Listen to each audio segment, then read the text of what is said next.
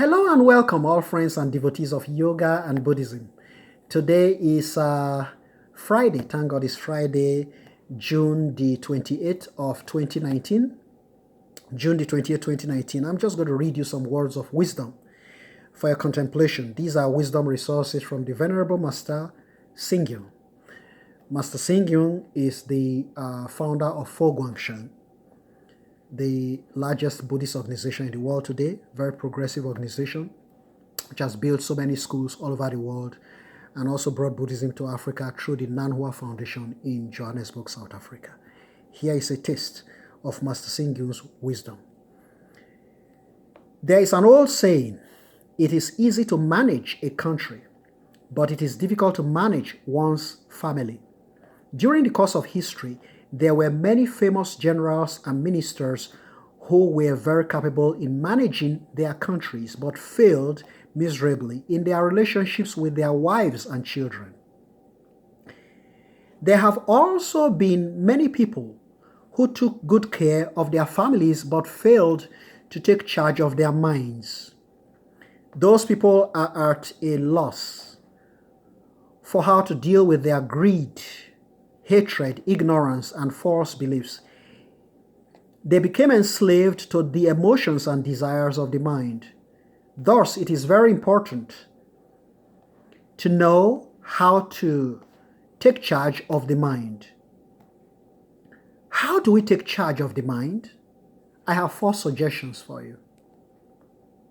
Okay, I call these the golden keys, treasures from Venerable Master Singyung. 1. Know how to control the mind. Know how to control the mind. Our minds are active, like monkeys or thieves. We cannot let our minds run wild and loose. It was said that it is easy to arrest the bandits of the mountains, but hard to capture thieves of the mind. There is a common saying in Buddhism that all dharmas exist to heal all troubles of the mind.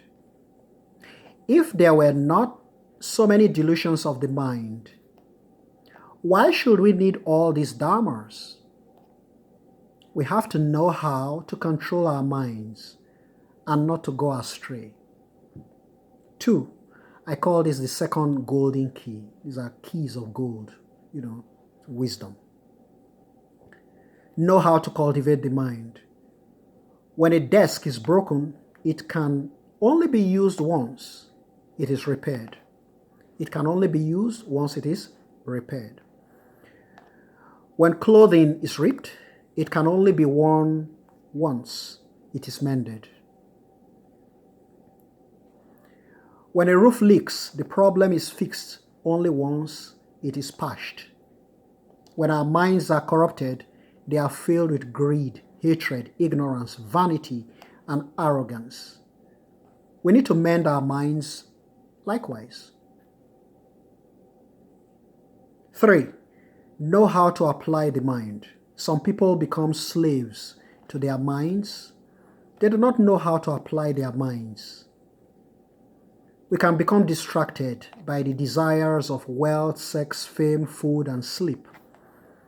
When our minds are easily influenced by the external stimuli of form, sound, smell, touch, and perception, greed and hatred will often follow.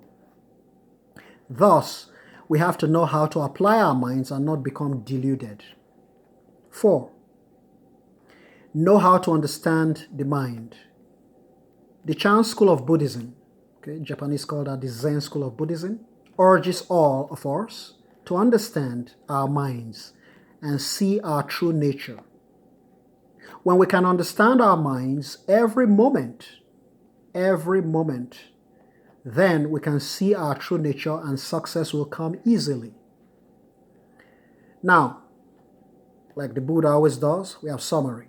In summary, Master Singyung writes, thus, the ways to take charge of our minds are as follows. 1, know how to control the mind.